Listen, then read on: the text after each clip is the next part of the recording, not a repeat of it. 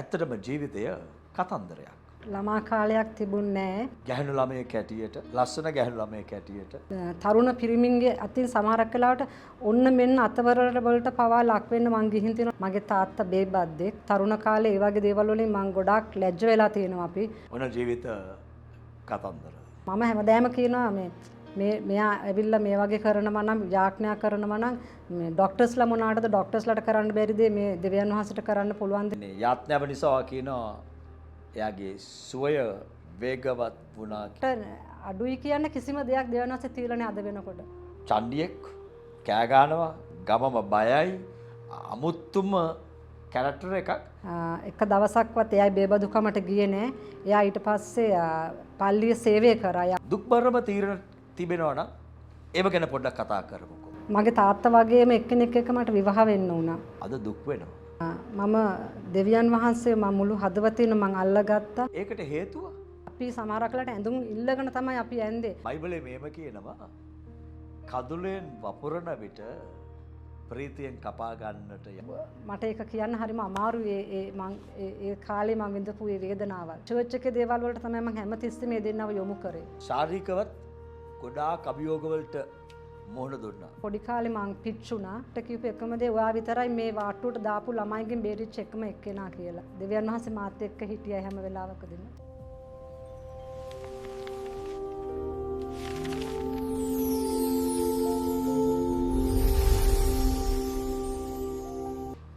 ආශිර්වාදලත් දවසක් live story කියන්නා වූ වැඩසටහන සමග සම්බන්ධ වෙලා ඉන්න ඔබ හැම කෙනෙක්ම යේසුස් වහන්සේගේ ආදරණීය නාමයෙන් අපි පිළිගන්නවා. ජීවිත කතන්දරය ඇත්තටම ජීවිතය කතන්දරයක්. නොඑක ආකාර අත්දැකීම් වලින් පිරුණා වූ කතන්දරයක්.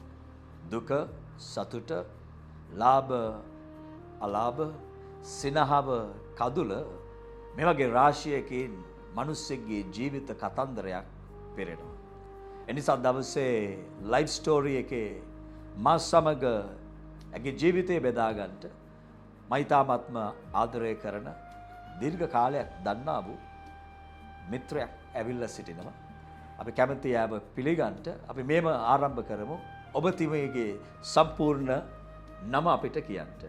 රෙබේකා එලිසබෙත් තිඩමන්. රෙබේකා එලිසබෙත් තිඩමන් තමයි මා සමග මේ වැඩසටහන කරන්නේ. රෙබේකා කියලා අපි ආමන්ත්‍රණය කරන්නට යනවා.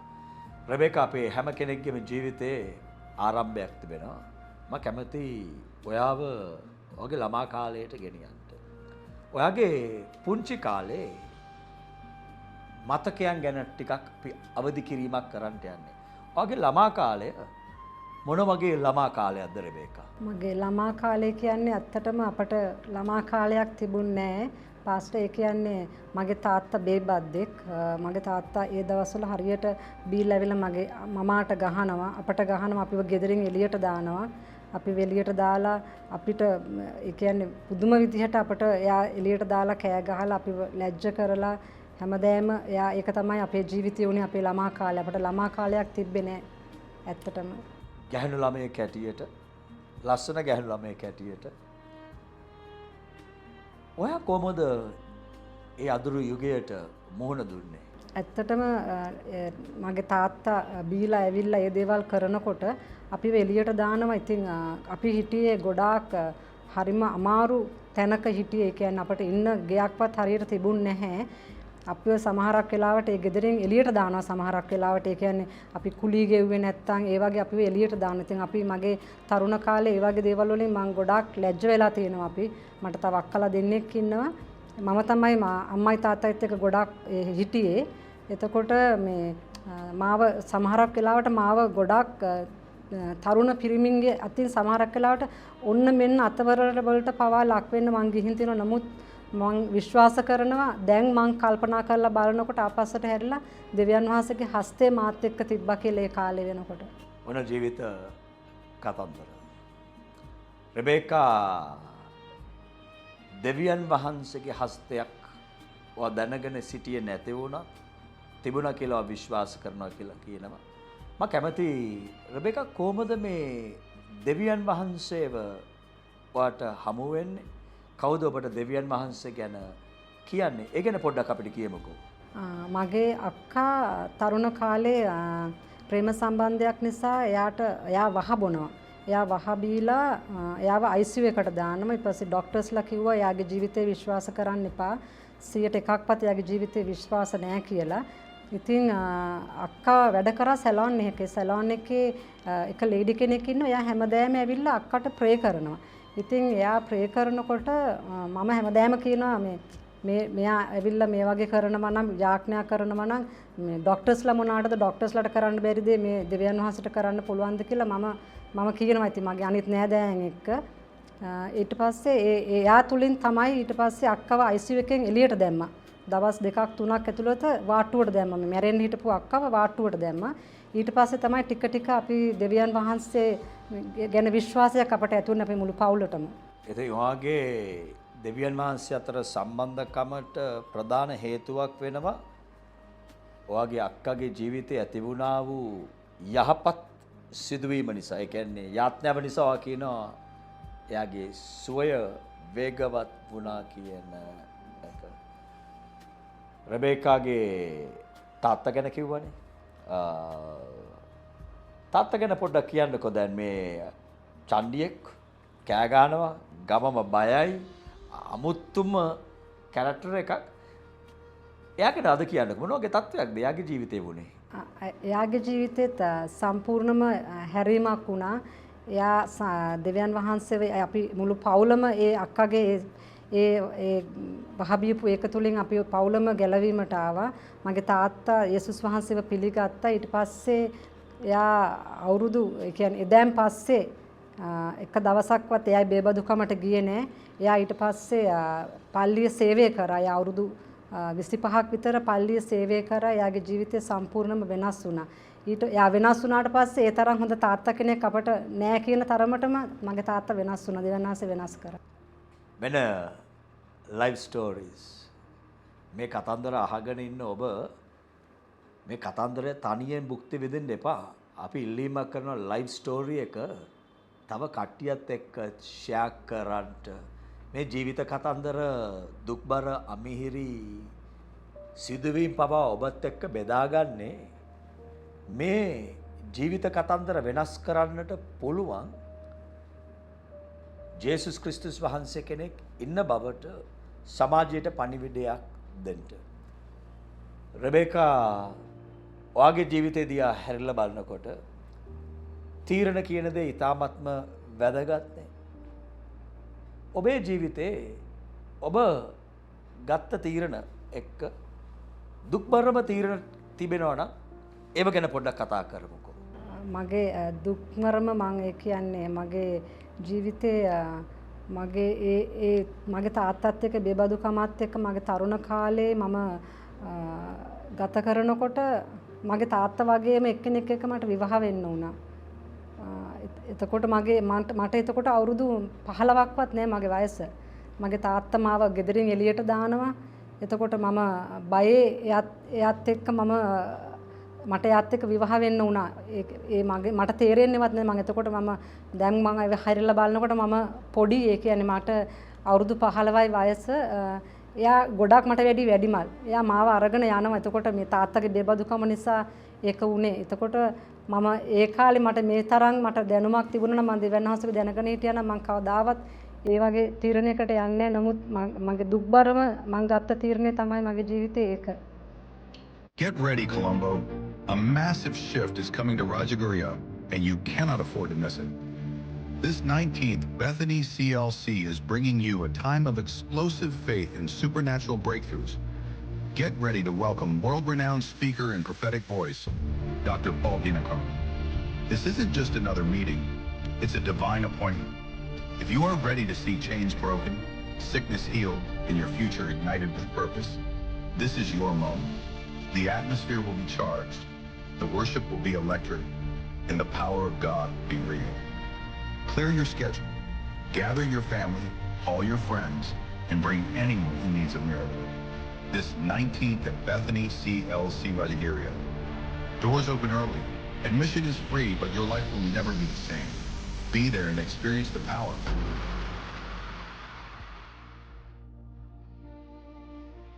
මුළු හදවතෙන් මම මගේ සන්තෝෂය ප්‍රකාශ කරනවා මේ වගේ සංවේදී සත්‍ය කතාවක් ඔබ ලයිෆ් ස්ටෝරි එක තුළින් කියන එක. මොකද මේ කතන්දර අහගෙන ඉන්න සමහරක් කට්ටිය ඔබේ ජීවිතේත් අද මේ අපේ රෙබේකා වගේ වෙන්න පුළුවන්. නමුත් රෙබේකා කියනවා එදා ඒ තීරණය ගත්ත එක ගැන අද දුක් වෙනවා. ඒ නිසා ඔබ රෙබේකා ගත්ත තීරණය ගන්න ඕනේ නැහැ. රෙබේකා අපිට පොඩ්ඩක් කියන්නකෝ මේ කතන්දර දෙන අහගෙන ඉන්න කවුරු හරි ඔයාගේ තත්ත්වෙ හිටියා නම් මොනවද ඔයා ඒගොල්ලන්ට දෙන්න යන අවවාදය? මට දෙන්න පුළුවන් හොඳම අවවාදය තමයි වැඩිහිටි ඒ කියන්නේ ආත්මිකව වැඩිහිටි කවුරු හරි නායකයෙක් එක්ක කතා කරන්න. ඒ අයගේ ඒ දෙන උපදෙස් පිළිපදින්න. ඒ කියන්නේ ඒව ගොඩාක් වටිනවා. එතකොට ජීවිතේ කවදාවත් වරදින්නේ නැහැ. මොනවා හරි ප්‍රශ්නයක් වාතාවරණයක් මේ වගේ තියෙනවා නම් ඔයගොල්ලන්ගේ ජීවිතේ කවුරු හරි වැඩිහිටියෙක් එක්ක ගිහලා තනියෙන් මේක පොරබදින්න එපා මම පොරබැද්දා වගේ. කවුරු හරි නායකයෙක් වැඩිහිටියෙක් එක්ක ගිහිල්ලා ඔයගොල්ලන් කතා කරන්න ඔයගොල්ලන්ගේ දේවල් බෙදා ගන්න. ඒක තමයි මට දෙන්න පුළුවන් හොඳම අවවාදය. Thank you. රෙබේකා අද වෙනකොට ආච්චි කෙනෙක්. ඉතාමත්ම ජයග්‍රාහක ජීවිතයක් ගත කරන භාර්යාවක්, අම්මා කෙනෙක්, ආච්චි කෙනෙක් සහ සමාජයට පුදුමාකාර සේවයක් කරන කෙනෙක් බවට ඔයා පරිවර්තනය වෙලා. ඒකට හේතුව?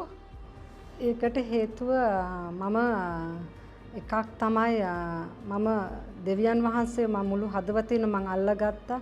ඒ වගේම මගේ වටේ හිටිය ආත්මික පිරිසක්, ආත්මික නායකයෝ මාත් එක්ක ආත්මික මට පවුලක් හිටියා.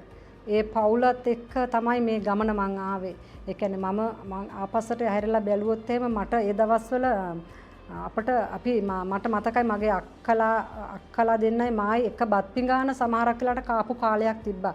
අපි සමහරක් වෙලාවට ඇඳුම් ඉල්ලගෙන තමයි අපි ඇඳේ. නමුත් මම දැන් මම දෙවියන් වහන්සේට ස්තුති කරනවා මම දැන් ඉන්න තත්ත්වේ මගේ වෝඩ්‍රෝබ් එක ඇත්තටම මදි. අල්මාරි 3ක් විතර මට තියෙනවා මගේ ඇඳුම්. ඒ තරම් මම හැම ඉරිදා දවසකම මම අලුත් ඇඳුමක් අඳින්නේ.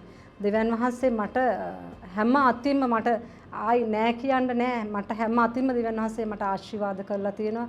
මට හොඳ මිනිපිරියෝ දෙන්නෙක් ඉන්නවා. මට හොඳ දුවලා දෙන්නෙක්, බෑනලා දෙන්නෙක් ඉන්නවා. මට හොඳ ස්වාම පුරුෂයෙක්, මට හොඳ පවුලක් තියෙනවා. මට අඩුයි කියන්න කිසිම දෙයක් දෙවියන් වහන්සේ තියලා නෑ අද වෙනකොට. මම ඒ ආපු කාලේ හැම වාතාවරණයත් එක්ක දැන් වෙනකොට දෙවියන් වහන්සේ මට හැම දෙයකින්ම ආශිර්වාද. මට නැති වෙච්ච දේවල් වලට වැඩිය ගොඩක් මට දෙවියන් වහන්සේ ආශිර්වාද කරලා තියෙනවා. මේ ලයිෆ් ස්ටෝරි එක යන අතරදී මට මතක් වෙනවා බයිබලයේ මේම කියනවා කඳුලෙන් වපුරන විට ප්‍රීතියෙන් කපා ගන්නට යනවා. රෙබේකාගේ ජීවිතේ ඒ බයිබල් පදය සම්පූර්ණ වෙලා වගේ. ඇත්තට ප්‍රීතියෙන් අද දවසේ සිටිනවා. රෙබේකා අපි අම්මා කෙනෙක් ඇටියට මට මතකයි චූටි දුවලා දෙන්නෙක් එක්ක ජීවිතේ අරගෙන යනවා. ඒ කාලේ ගැන පොඩ්ඩක් කියන්න බලන්නකෝ. එතකොට අපේ තුන්වෙනි දුව ඇවිල්ලා නැහැ මට මතකයි. නමුත් දුවලා දෙන්නෙක් එක්ක හිටපු කාලේ තුන්වෙනි දුවත් එකට එක්කව කරන්න ඕන. නමුත් මේ දුවලා තුන් දෙනෙක් එක්ක මේ යන ගමන තුලදී මොන වගේ දේවල් තුලින්ද ගියේ? මං ගොඩාක් දේවල් තුලින් ගියා පාස්ට්. ඒ කියන්නේ එතකොටත් මට මගේ ජීවිතේ ගොඩාක් කරදර තිබුණා. මම ඒ දෙන්නත් එක්ක සභාවට ආවට මම ගෙදර එනකොට මට ගෙදර ගිනි ගොඩක් වගේ. ගෙදර එනකොට මං ඒත් අතෑරියේ නෑ. මේගොල්ලම පොඩි කාලේ ඉඳන්ම මං තීරණයක් ගත්තා මං සභාවට අරගෙන එනවා කියලා ඒගොල්ලන්ව. ඒගොල්ලන්ව දෙවියන් වහන්සේගේ ඒ ගෘහයට මං හැම ඉරිදාම අරගෙන ආවා. මම අමාරු කමින් ආවා. මං ගෙදර ගියාම ඒ කියන්නේ මට අද දවස ගත්තොත් එහෙම මට මේ කාලේ මදි වෙයි මගේ ජීවිත කතාව කියන්න. මං ඒ ගත කරපු කාලේ ඒ කියන්නේ මට ඒ තරම් ගෙදර ගියාම මට ඒක කියන්න හරිම අමාරුයි. ඒ කාලේ මං විඳපු ඒ වේදනාවල්. පුංචි කාලේ ගෙදර පරිසරය නිසා දුක් විඳා. ගෙදර පරිසරය නිසා බේරෙන්න ඕන නිසා නුසුදුසු සම්බන්ධකමක පැටලෙනවා. ඒක තුලින් බොහෝ බැට කනවා. නමුත් අද මේ සියල්ලක්ම වෙනස් වෙලා ඊ타ත්ම සාර්ථක සඵලවත් සමාදානයේ පුදුමාකාර අන්මනුෂ්‍යයන්ට අභියෝගයක් වෙන ජීවිතයක් ගත කරනවා රෙබේකා. රෙබේකා මම කැමති මේ කතා බහ අවසන් කරන්නට පෙර ඔයාගේ මේ වගේ දෙයක් අහන්න. අම්මා කෙනෙක් හැටියට කොයිතරම් දුරට බරක් දැනුණාද මගේ දරුවන්ව දෙවියන් වහන්සේ තුල ගෙනියන්නට ඕනේ කියන එක? මට ලොකු උමනාවක් කියන්නේ බරක් තිබුණා මගේ දරුවන්ව කොහොම හරි දෙවියන් වහන්සේ ඒගොල්ලන්ව අල්ලා ගන්න ඕනේ කියන එක. ඒ කියන්නේ ඒගොල්ලන් පොඩි කාලේ ඉඳන් මම ගොඩාක් වෙලාවට මට මොන නැති බැරිකම තිබ්බත් මම කවදාවත් ස්වභාවික දේවල් වලින් ඒගොල්ලන්ව වැළැක්ුවේ නැහැ. මගේ ලොකු දුවව එයා A levels කරනකොට O level කරනකොට එයාව මම කිසිම ක්ලාස් එකකට මම දැම්මේ නැහැ. ඉරිදා දවසේ මම දැම්මේ නැහැ එයාව මම චර්ච් එකේ දේවල් වලට තමයි මම හැමතිස්සෙම මේ දෙන්නව යොමු කරේ. ඒ දෙන්නව යොමු කරේ මට උමනාව තිබ්බේ ඒගොල්ලන්ව ඒ දෙවියන් වහන්සේගේ ගෘහයේ ඒගොල්ලන් වැඩෙන්න. ඒ ගෘහය තුල ඒ දේවල් කරන්න ඒ නායකත්වයට කීකරු වෙලා දෙවියන් වහන්සේගේ ගෘහයේ වැඩෙන දරුවන් වෙන්න තමයි මට උමනාව තිබ්බේ හැමතිස්සෙම. ඒක හොඳටම කරලා තිබෙනවා. මේකේ රෙබෙක්කාගේ ජීවිතයේ ශාරීරිකවත් ගොඩාක් අභියෝගවලට මුහුණ දුන්නා. මම හිතනවා මරණීය මොහොතවල් කීපයකටම මුහුණ දුන්නා. කැමති නම් ඒ ගැනත් මේ ජීවිත කතාවේ අපිට පොඩ්ඩක් කියන්නකෝ. ඔව් මම පොඩි කාලේ මම ඇත්තටම මගේ ජීවිතේ නැති වෙන්නම ඒ කියන්නේ මම පොඩි කාලේ මං පිච්චුනහම ඒ වෝඩ් එකට අරන් ගිය බේරිච්ච එක්කිනාගෙන් බේරුනේ මම විතර. එතනට අරන් ගිය හැම කෙනෙක්ම මැරිලා තිබුණා. ඒ කියන්නේ මගේ ජීවිතේත් ડોක්ටර් කිව්වා විශ්වාස කරන්න එපා මොකද මෙයාට අපිට දෙන්න බෙහෙතුත් නෑ කියලා. ඒ කියන්නේ බෙහෙත් අපි ඕඩර් කරලා තියෙන්නේ. හැබැයි ඒක ඒකද නැද්ද දන්නේ නෑ කියලා. මගේ මුළු ඇඟම ඒ කියන්නේ මාව ගිනි ගත්තා මගේ මුළු ඇඟම. ඊට පස්සේ පහවදා බෙහෙත් ඇවිත් තිබ්බා. ඊට පස්සේ මං මගේ 3-4 පාරක් මාව සර්ජරි කරා. සර්ජරි කරලා මාව ටිකට් කපලා එනකොට ડોක්ටර් කිව්ව එකම දේ ඔයා විතරයි මේ වාට්ටුවට දාපු ළමයිගෙන් බේරිච්ච එකම එක්කෙනා කියලා. ඒ වගේ නොයෙකුත් මට මගේ ජීවිතේ නැති ඊට පස්සේ මගේ තරුණ කාලෙත් ඔපරේෂන් එකකදී මාව දවස් 2ක් මට සිහිය නැතුව හිටියා. මගේ මහා බඩවැල ඒ කියන්නේ ඒ සද්දේ නැතුව ඔපරේෂන් එකක් වැරදිලා මම දවස් 2ක් මට සිහිය නැතුව හිටියා. මා අක්කා තමයි මට හැන්දියෙන් ඔක්කොම කැව්වේ පෙව්වේ. ඒ කියන්නේ නොයෙකුත් වාරයක් මගේ ජීවිතේ ගන්න උත්සාහ කරා ඒ පොඩි කාලේ ඉඳන්ම. නමුත් දෙවියන් වහන්සේ මාත් එක්ක හිටියා හැම වෙලාවකදීම. ලයිෆ් ස්ටෝරි එක තුළින් රෙබේකා අපි අවසන් කරමු මේ විදියට. අනාගතේ ඔයාගේ දර්ශනයක් සිහිනයක් මොකද මේතරම් අභියෝගාත්මක මැද්ද ගියාවු දරුවෙක් අද හොඳට ජීවත් වෙනවනේ. මොකද අනාගතය ගැන තියෙන සිහිනය දර්ශනය දැක්ම පොඩ්ඩක් කියන්නකෝ. ඇත්තටම මං දැන් නිදහස් කාන්තාවක්. ඒ කියන්නේ මගේ දරුවෝ දෙන්නෙක් බැඳලා ඒගොල්ලන්ට ළමයි ඉන්නවා. ඒගොල්ලන් හොඳටම ස්වාමින් වහන්සේ තුල ඒගොල්ලන් මේ සභාවේ තමයි ඒගොල්ලන් පොඩි කාලේ ඉඳන් ආවේ. ඒගොල්ලන් කසාද බැන්දේ. ඒ හැම දෙයක්ම ඉතින් මම හරිම නිදහස්. මං දැන් මට ලැබෙන හැම අවස්ථාවකම මම දේව රාජ්‍ය වෙනුවෙන් මං කැප වෙලා ඉන්නවා. දේවල් කරන්න යන ඕන තැනක ස්වාමින් වහන්සේ ගැන සුභාරංචිය කියන්න මේ වගේ විනාශයට යන මට හරිම කැක්කමක් තියෙනවා. මේ ඒ කියන්නේ මං වගේ තව ගොඩාක් අය මේ වගේ දුක් විඳිනවා. ඒ කියන්නේ මේ වගේ නොයෙකුත් පිරිමින්ගෙන් නොයෙකුත් දෙමව්පියන්ගෙන් ඒ වගේ නොයෙකුත් පීඩා තුල ඉන්න අයට ගිහිල්ලා මේ යේසුස් වහන්සේ ගැන කියන්න. ඒගොල්ලන් මේ තත්වෙන් යේසුස් වහන්සේ ගැන කියලා ඒගොල්ලන්ව දිනා ගන්න තමයි මගේ එකම මේ සිහිනේ. එහෙනම් රෙබේකා thank you very much. life story එක තුලින් අපි ඔබ මුණ ගැස්සුණා. ඔබට හැගෙනවා නම් මට ඕනේ මගේ කතාවත් කියන්න. ඔබට නොම්බරයක් දකි.